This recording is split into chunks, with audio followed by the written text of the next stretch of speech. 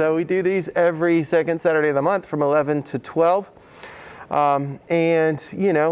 won't have one in August, by the way. We're going to skip August, and we're going to have a picnic in August. And then in September, we'll have some new workshops, September, October, November.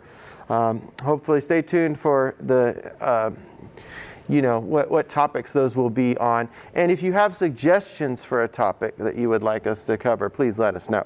Let me know, or, just call the station, 956-3100. So with editing, it's always a good idea to edit on an external drive instead of on your internal drive on your computer. So that's why I've got this here. This is a SanDisk, external drive. So I'm going to plug this in to my computer with my USB-C port, and that's going to come up. So TCMedia 35 is what it came up as. So next, I'm going to open up Final Cut Pro, which I have on the dock down here. So I'm going to click this one right here, this icon. It says Final Cut Pro. We're going to launch that. Pardon my desktop mess here. Here we go.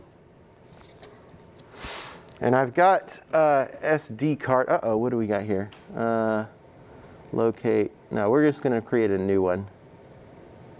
So I'm creating a new, what's called library. And Final Cut Pro uses libraries, and then inside libraries you have events, and inside events you have projects. So that's kind of the hierarchy of things.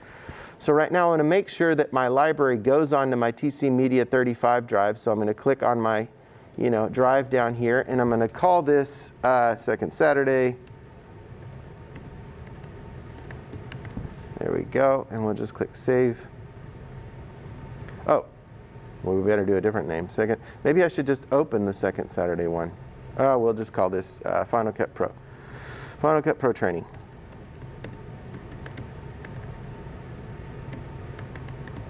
There we go, and we'll click Save. And it's going to make that library.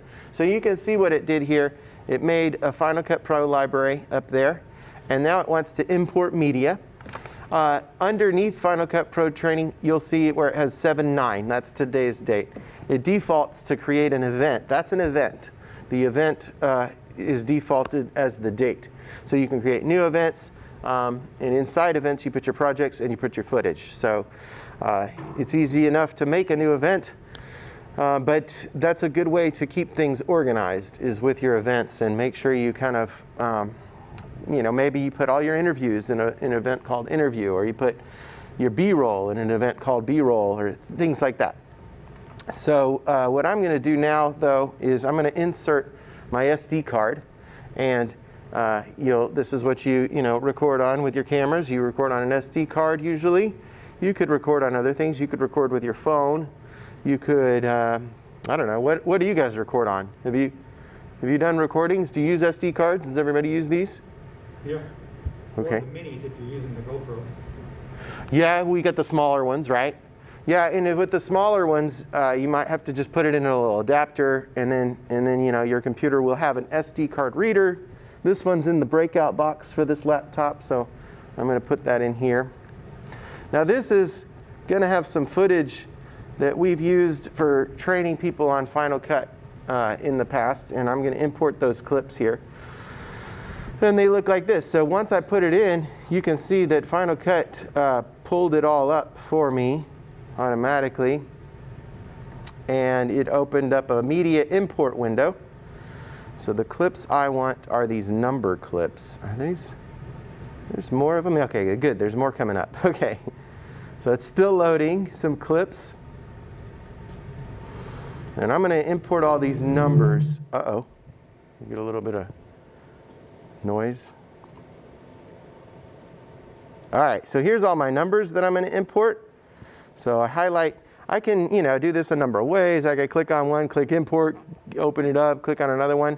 But I could also, select several things at once by clicking the first one and holding down Shift and clicking the last one. You guys are all familiar with that in computers, right? Holding down Shift and selecting multiple things at once.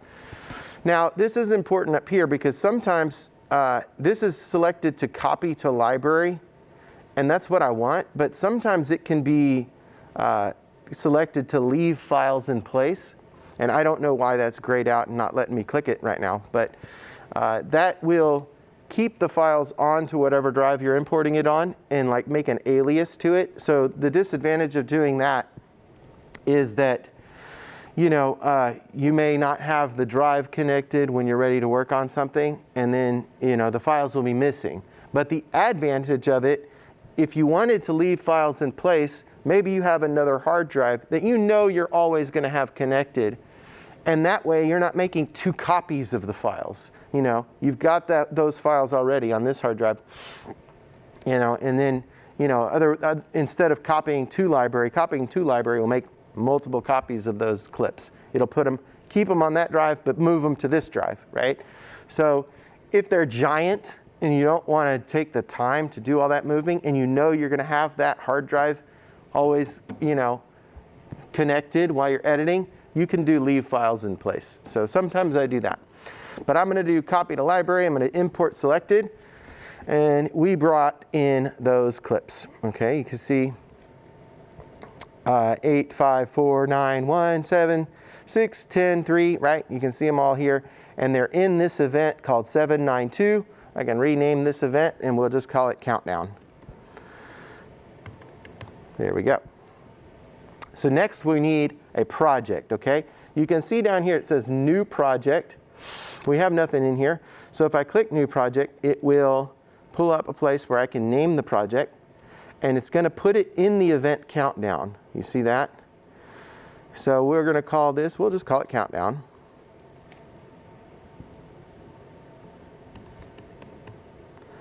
Countdown. There. All right, so now I have an event called countdown, and I can double click it, and you can see that it says countdown right here on this window. This is the project that I have open. And I can make another project. Let's go to file, new project, and we'll just call it, I don't know, countdown backup or countdown 2. Just to show you can see, you can have multiple projects open. You can click between them. Once I open this second one, I can use these little tabs to go to the first one or back to the second one, and then I don't know if you can close them from here. I couldn't close other timelines. We'll just close other timelines. That way we only have the one open. So now what we need to do is put these numbers in order. If I click on one of these numbers, it'll pull it up into my viewer there. I can see that's the number 8. There's the number 5. There's the number 4, 9, 1, so forth and so on. There's a lot of different ways to navigate in the viewer here. This is one of the ways, and it is up here. You can see there's another way. This is the list mode. This is the icon mode. So, and you can also change things like the length of the clip. So like right now I'm making the clips bigger or smaller. This is, I'm making the length longer. So you can see like the longer ones are wider, if you will. And this one has these little edges, meaning it's going to the second screen here. There's more 6 down there underneath it. So, right now I'm kind of seeing the length of these clips. And when I was making it smaller, I just see, like none of these clips are a minute long. So it's making them all the same size. So anyway, so that's how you can navigate within your clips.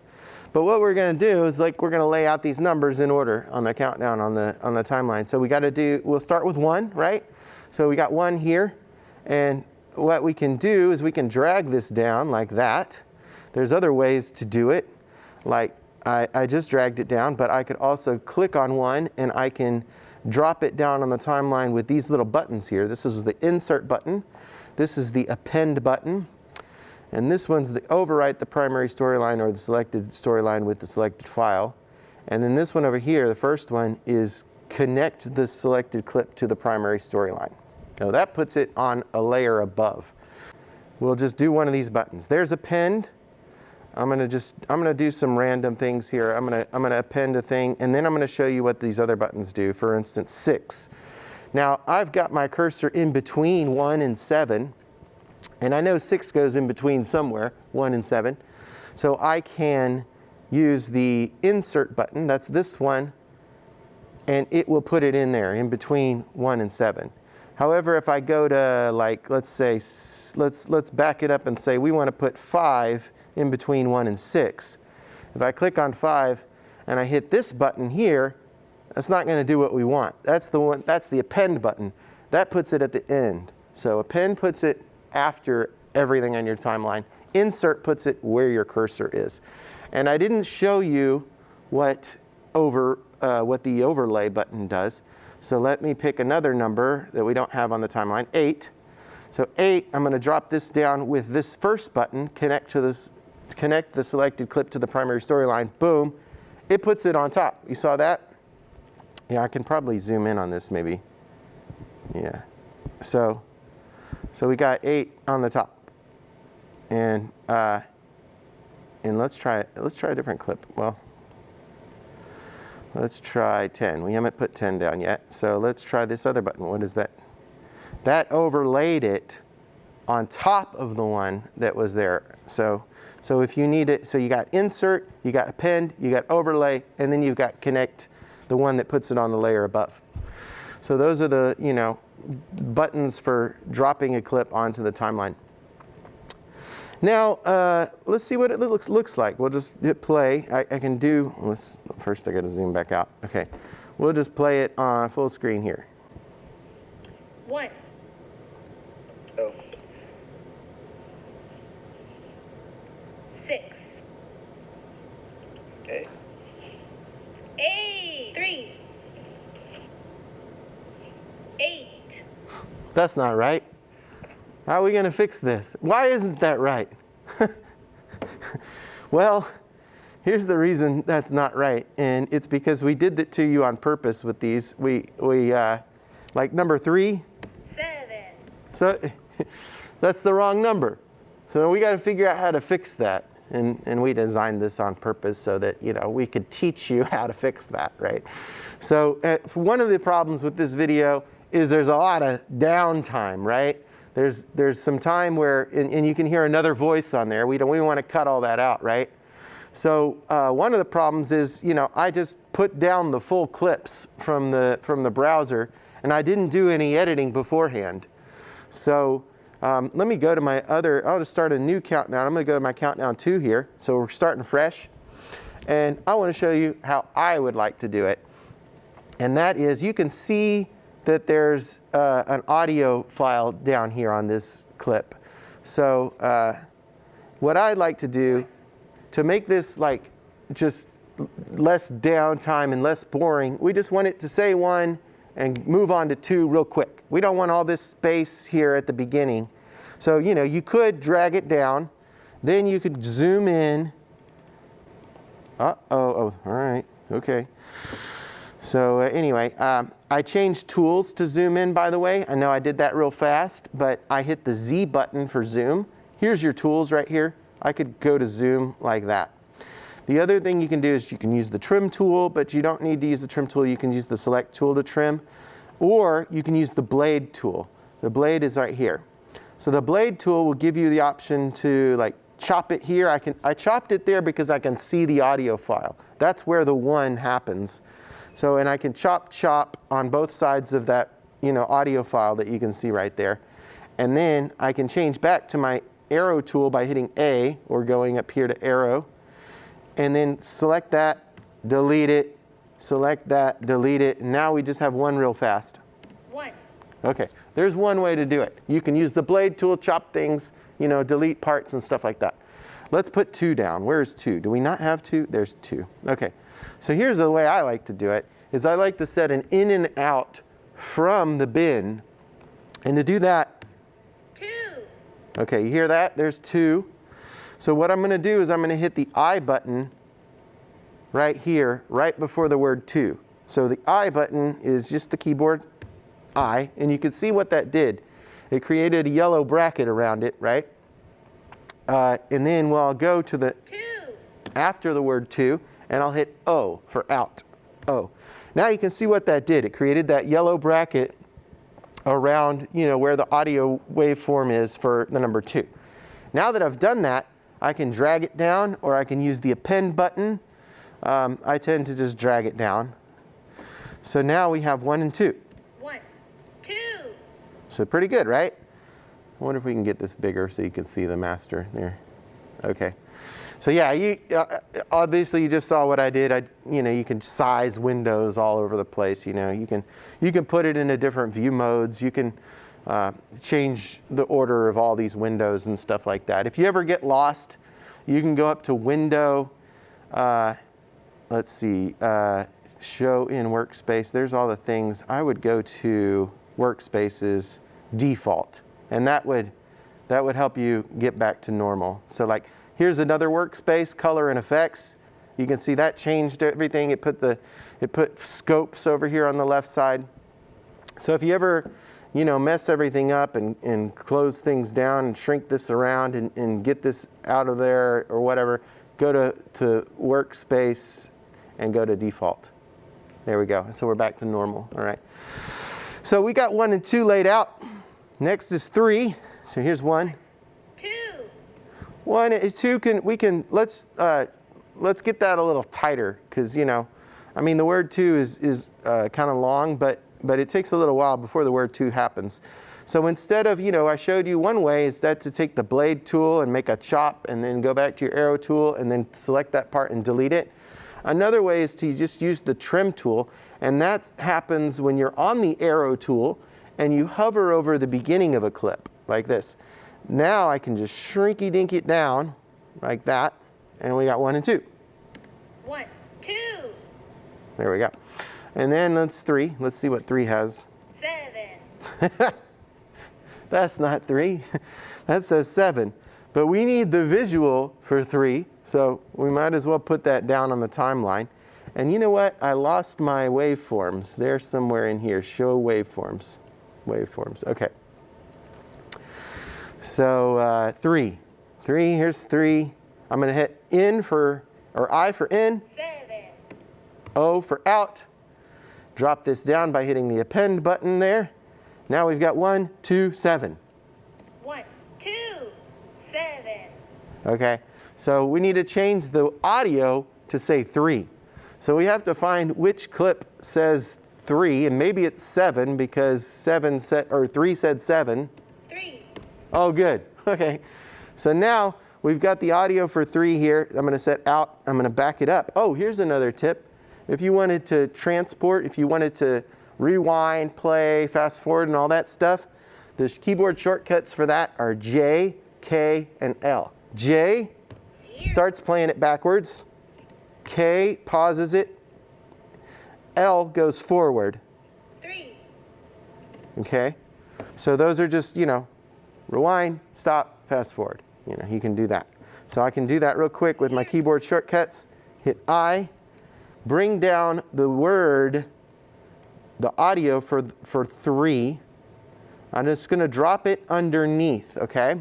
Now, when you have a clip underneath another clip, you see the clip that's on the top. You can do that. You can just keep a clip underneath it, it won't matter, because you're going to see the one that's on the top. But now what we have is 2 audio waveforms at the same time. 7. You hear that? So what we're going to do is we're going to kill the audio from the clip on the top, like that. And that was just a rubber band that you can drag down. That's your audio level. Seeing that? So I can make 3 really loud. 7. Or it's actually the word 7. But I'm just going to bring it all the way down. So now that we're going to hear her say 3 instead of 7. 1, 2, 3. Wonderful. Now we've got 4 next, right?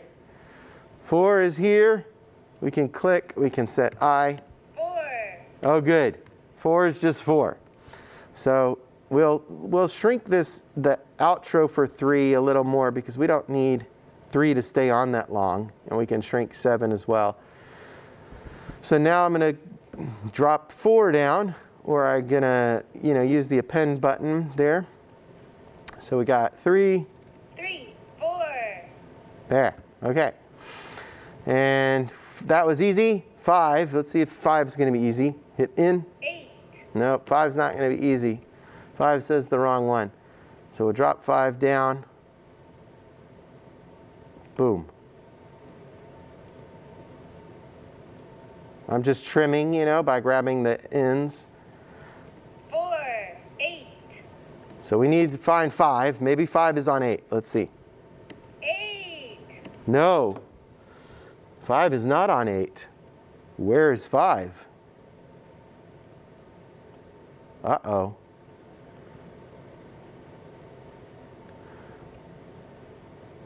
Well, okay, let's see if we can figure that out later. It may be that we have to create our own voiceover, which we'll do. Okay, so 5. 8. Now we got 9. No, we got 6. Let's get to 6 first. 6 is here. Let's see if 6 is 6.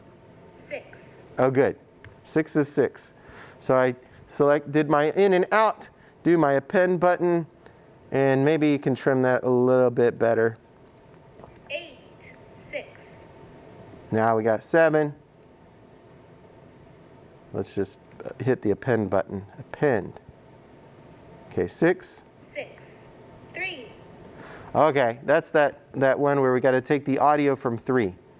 So I'll go back to 3. Look, it remembered what I had selected. So that's handy. You can see that on the clip there. It remembered the last time I set it in and out. So it'll do that for you. It doesn't mean you have to leave it that way. You can change it. It's handy because it thought, well, you liked this clip last time, so you probably like it this time. There, I'm going to put it underneath, and I'm going to kill the audio for 7, or the word. Is that right? 7. Yay. Okay, 7, and then we've got 8. 8. In, 8. in, out, drag it down. 8. And 9. Let's see what we got for 9. 10. That's not 10, but we still need the visual for 9. So let's drag the visual for 9 down. And then we need to find the audio for 9, which hopefully is on 10. 9. Okay. So here we go. I'm going to show you a different way to do this audio thing that I have been putting another clip underneath it, but let me just show you a different way. We can remove the audio from a clip, and you might need this, for whatever reason. You may need to just take audio from this clip and move it over here, or vice versa. So what we're going to do here is I'm going to go right-click on it, and I'm going to say detach audio. Detach audio. I'm going to do the same thing for 10. Right-click, detach audio, and now I'm just going to switch those around. So I can just drag this audio clip over here and drag this one over here. So there we go. 9. 10. Okay, let's see what we've got. We're going to rewind it from the beginning, drag this all the way back, and pull it full 1, screen. 2, 3, 4, 8, 6, 7, 8, 9, 10. Wonderful, except 5 is wrong, right? Is that the one that was wrong, 5? 8. So we don't have a recording of the word 5. I don't believe we do. So there's where we trick you here. You can do, like a recording through the computer that you're working on. You can go to our audio booth and you can use our nice professional microphone, and you can record your voice saying the word 5, and you can put that on a thumb drive and you can bring it in and you can import it into your bin and drag that down. But the first way to do it, I wouldn't necessarily recommend it because you're going to want a good microphone. And the computer, the laptop itself, isn't a great microphone. But we're just going to do that in a pinch. Now, you can have a good microphone hooked up to your computer, and then that's fine. And I recommend this if you have that. We have microphones that you could check out that will work with your computer, that you can hook it up and you can engage that microphone and you can do a voiceover. So what I'm about to teach you right now, yeah. Most microphones are analog, but you have to change it from analog to digital, plug it into your computer. Oh yeah, definitely. We have some digital microphones though. Do you? Okay. Yeah, but then there's also audio interfaces that you can make what I was thinking. for the computer.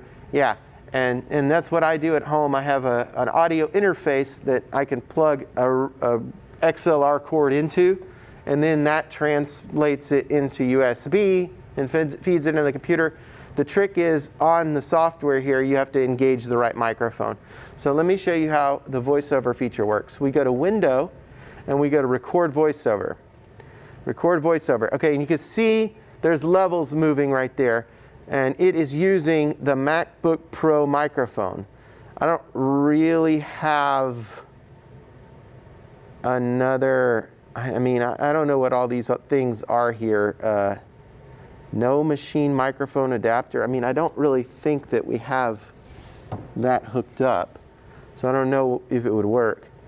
But right now, it's just using the microphone on the laptop. So what I'll do is I would recommend you, when you do this, to have a good microphone hooked up, go to your input, change it to that microphone or that audio interface, and then do it from there.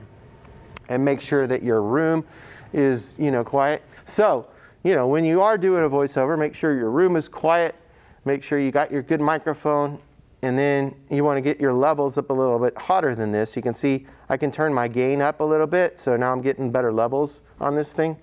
So I'm going to do it the wrong way. Oh, that's a little loud. Let's turn it down. Check. I'm going to do it the wrong way because we don't have a good microphone connected, but we're just going to use the laptop microphone. So what we do is hit record.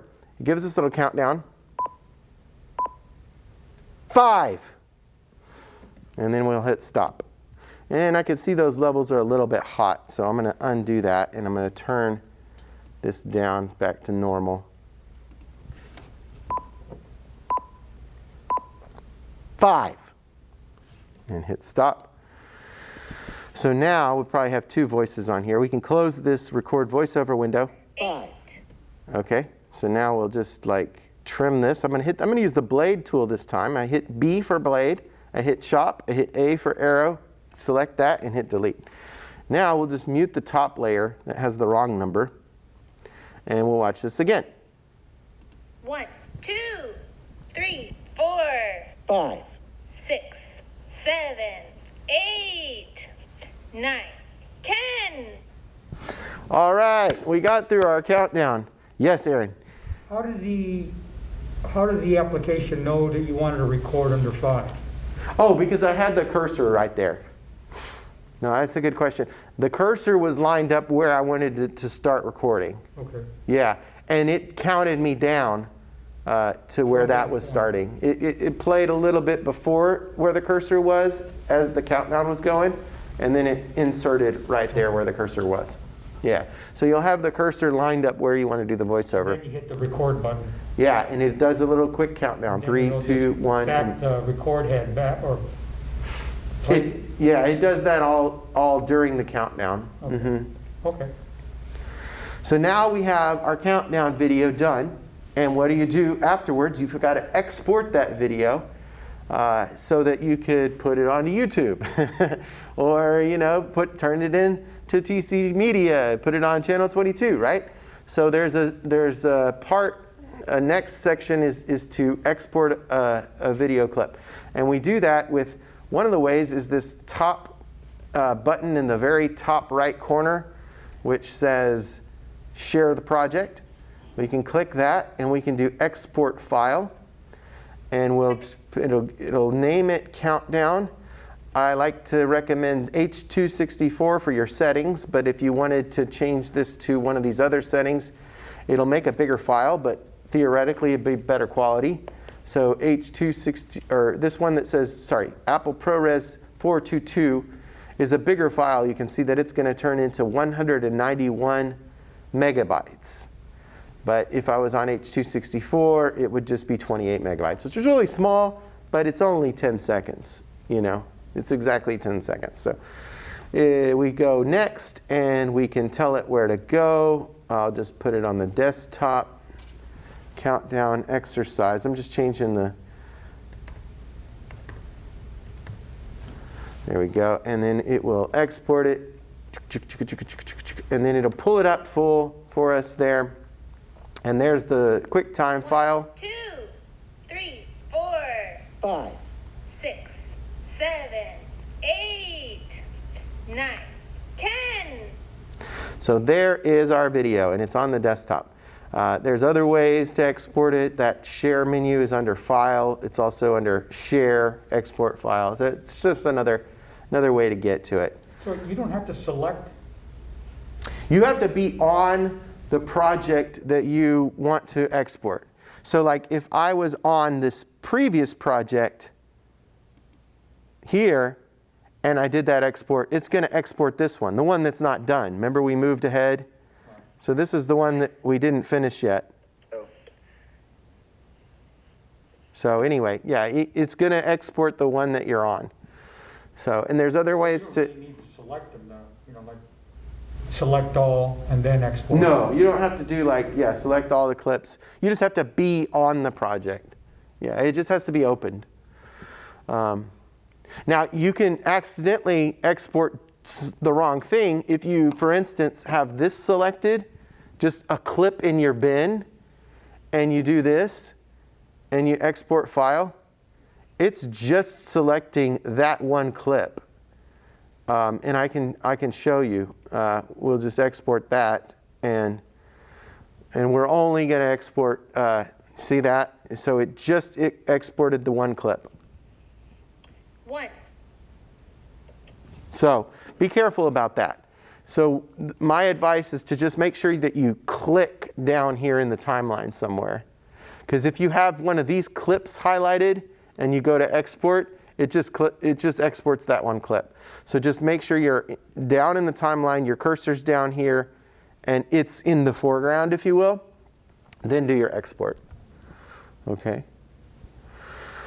All right, now it's time for questions, and we can move on. We've done the basics. We can move on to any other kind of questions you might have, or anything you'd wanted to learn about Final Cut Pro X. Should I go around the room? Should I start with Alejandro? I don't know if I have any questions though. You don't have any questions, okay. You've been using Final Cut? Yeah. Yeah? Okay. So is this all review to you? Did you learn anything new? This was like a little bit of new stuff because I was doing like the multicam editing. Uh-huh. Okay. So yeah, I learned some new stuff. I might be able to pull up a multicam project if you guys are interested in learning that. Aaron, did you have any questions about? Not at the moment, but you did turn me on to those little buttons underneath Oh, yeah. the timeline on the left. Yeah. Because normally I just click and drag. Let me show you another thing about those, okay? So one is, there's this little side arrow here. If I hit that and it says all, then it says video only or audio only. So this is a way that you can lay down just the video of a clip. So if I click video only and I do the same thing here, then I do like overwrite button or the overlay button. It brought down 9, but you can see there's no audio to it. Okay. Same thing with, the other way is if I change this to audio only, and then I'll just do, this time I'll do insert. And you can see it made room for it, but it's just audio. So it went from this to the black with 1. With the word 1, 6. So yeah. So if you ever need to, like maybe you're just laying out B-roll or something, and you don't need to bring audio with you, obviously you can bring it down there and you can just bring the audio down afterwards. But if you've got a bunch of clips, it's helpful just to turn off the audio, So I'm sorry I've forgotten your name, even though I just asked it. My name is Krisha. Krisha, yeah, okay. So does the Final Cut Pro is only on MacBook? It's on any Mac. Oh, okay. Yeah, I mean, it's not on like iPads and iPhones, but it's on, it's not any kind of iMac, well, they don't make eMacs anymore, that dates me.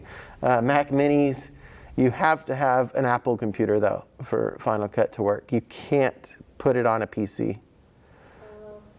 Yeah, but after that, it's not expensive because it's only $300, And that's like a one-time fee. You don't have to keep paying that every time you like get a new upgrade or something like that. But what you do have to do is keep buying Apple computers.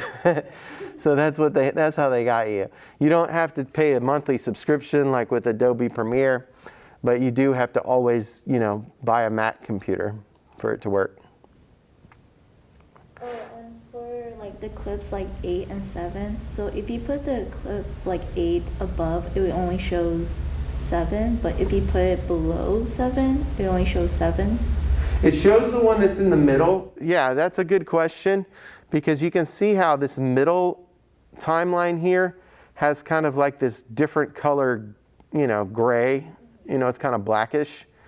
That's called your primary storyline. So anything below that doesn't get seen, but anything above that. Now, it is a little strange because there has to be something on that line. You can't just, I can't move this. You can see it created something for me. It created a clip for me because there has to be something there. And the other thing that's weird about it, and you kind of got to get used to this, is if I took the clip from the primary storyline here and I deleted it, it takes away the one that was on top also. So it's this thing that Final Cut does where, there has to be something there in the middle line. If there's something above the thing that's on the middle line, you're going to see the clip that's above it. If there's something below, you're not going to see that. So let me undo that. By the way, undo is a helpful feature. It's Apple Z. It's also found up here in Edit, Undo. You see undo and redo. So yeah, and then you can have other things. The other thing you should know about the layering is I can put some stuff. Oh, we're doing audio only, so I got to change this back to video or all. And the stuff, something to know about layering here is there is a way where you can make you can make a clip underneath visible. Like here, let's just layer a few things here.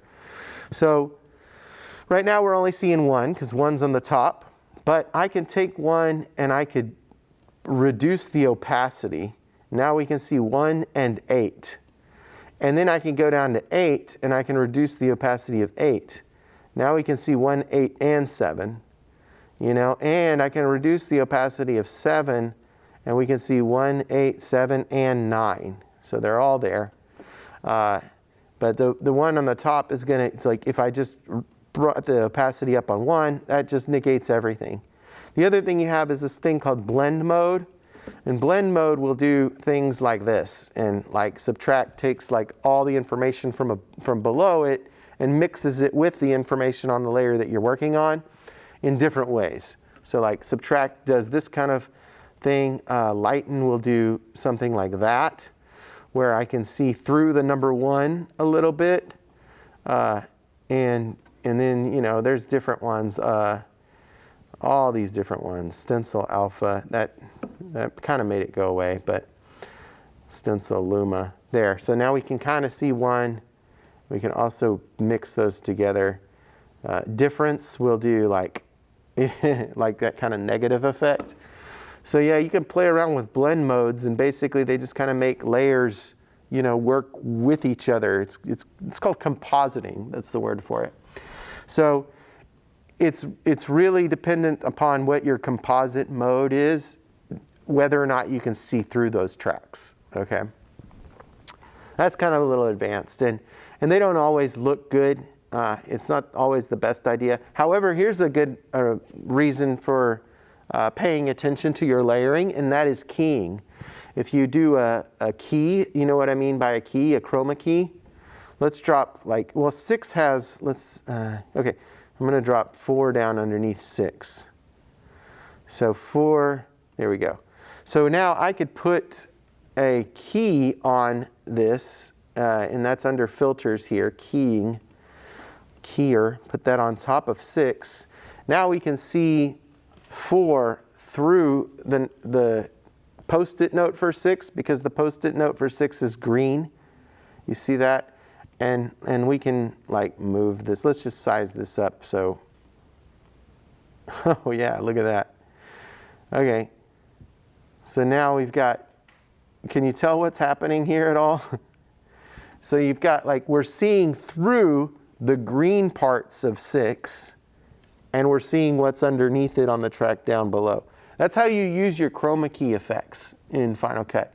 You take the image that has the person in front of green screen, you put it on the layer on top, and then underneath that layer you put what you want to see behind them. So that's how you do your, special effects, green screen chroma key effects. So. And then you could do all kinds of advanced things like making things spin around. You can, keyframe things, and I don't know. What is the most fascinating part that you guys would have learned? Because we got 5 minutes left. The keying, putting in keyframes. You can put keyframes. Keyframes is different from keying. But Okay. if you want to, do you want to delve into keyframes? A little bit. Yeah. Okay, let's get into some keyframing, okay? So here's how that works. So we're going to go back and I'm going to normalize all these clips here. Let's bring back our opacities. And I'm going to change this back into regular mode. So now, when we get to this part, what I want to do is I'm going to have the letter number 1 go from this side of the screen over to that side of the screen. So to do that, what I do is I get to the beginning of the clip, I go to my transform tab here, and I'm going to create a keyframe. So there it is, add keyframe, boom. And you'll see that every single attribute inside what this is called is your inspector. Everything in your inspector has access to keyframing and a lot of other things too. So anytime you see these little diamonds, that's a keyframe. So I created a keyframe at the beginning, and what I'm going to do is I'm going to move one off to the left, or the right, to the right. There. And now I'm going to go all the way to the end, just move, I'll just back it one space so I can see it. I'm going to add another keyframe, and I'm going to take the keyframe and move it off to the left. So now when I rewind it, 10, 8, 1, 3. okay, you saw that happen? We can do the same thing with the layer underneath, and we'll do a different keyframe on the number 8. We'll have 8 fade in. So first we add a keyframe here on the opacity layer, bring it down, go later into the video and add another keyframe and bring up the opacity, and then I'll bring it down again. So, and bring it down. So now we went up and down on 8. So now we've got this happening. 10, 8, 1, 3. Okay, so could you tell what was happening there? You can also make 7 spin around. So 7 will spin around. We'll add a keyframe for 7 on the rotation right there. And we'll go, it's going to be harder to see because we've got so much going on. Maybe I'll just delete one or move one over here. Let's just move one. Okay. And, okay, you know what? It's too many layers. I'll move this one too. Okay. So now we've got 7. 7, I've got to click on it. And let's go back to our rotation. So I'm going to go back to my previous keyframe by hitting this button. There's where the previous keyframe is. I'll go somewhere here, add a new keyframe, make a rotation. There's like a full, let's go 180. Like somewhere around there. All right. So now it's going to rotate. 10, 3. Okay. Anyway. So yeah, it doesn't look very good, but it's not designed for just kind of willy-nilly making something spin around. You've got to put some thought into it, right? So anyway, keyframes are all across the board. There's things like cropping, like for instance, we can get rid of let's get rid of our key, reset parameters. Okay, did that get rid of it or did it not? I'll just drag another one. I'll just delete 8 and bring down another 8. Doot. Okay, yeah, let me just show you on 6 here. Oh, 6 has got a weird, it's got a key on it. So let's just turn the key off. There, the key is off. So inside my, here, let's hide that. Yeah, inside my inspector, you can see all the effects that we're using here. And I just muted it. There it's on, there it's off. So I'll mute that. And then another thing you can do is you can crop. So under crop, we can just see the 6. I can pull down the right, the left, the top, and the bottom. And this might be better to rotate, you know. You can do your keyframes now. I can also make those keyframeable. You know, all that cropping, they can happen over time with keyframes, because you can see I've got diamonds next to all those. Distort is also really cool. For instance, like let's drop 7 on top here. So what distort can do is, am I in distort? Yeah. So I can drag the corners. Oh, no. Drag the corners like that, and it gives weird perspective stuff happening. You can see that. Now that would come in handy, like maybe if you had a shot of a TV and you need to delay an image on top of that TV. I've used this a lot for this. And then, but the TV's kind of askew, you know? That's where you'd use your distort things to line up the corners on that, you know, TV that you have there. So your distort would be helpful for that kind of effect. All right. That's one of the presets in the inspector, right? It is in the inspector, but I accessed it through this little tab here on the bottom left of the viewer, which you can change to be transform, crop, or distort. It's just easier to manipulate that way, because manipulating it over here under distort requires just some kind of, you don't know what it's doing. I don't know where this point is going. I'm just moving it up and moving it down. But it's easier to kind of grab it in the viewer, you know. If I grab this middle one, no, it doesn't. It just moves the top, the 2 left keyframes. Okay. There you go. There you go. And then, of course, these are all your effects. These are all your transitions. I didn't go over these little tabs over here. Like this one is, what is this one? Put my mouse over it and it'll tell me. Turn video and audio skimming on or off. Ooh, I hate audio skimming. Basically, it makes it to where... You don't like using audio skimming? It's not working, though. It should like start, I should see what I'm mousing over, but it doesn't seem to be working. Oh, well. I do like this a lot. This is snapping. That's where if I drag, you can see it popped to the next edit point, and it turned yellow. Pop, yellow. Pop, yellow. You see that? That's what I like. I definitely like that snapping tool, because you normally want things to happen where other edits are, you know. And snapping tool, keyboard shortcut is N?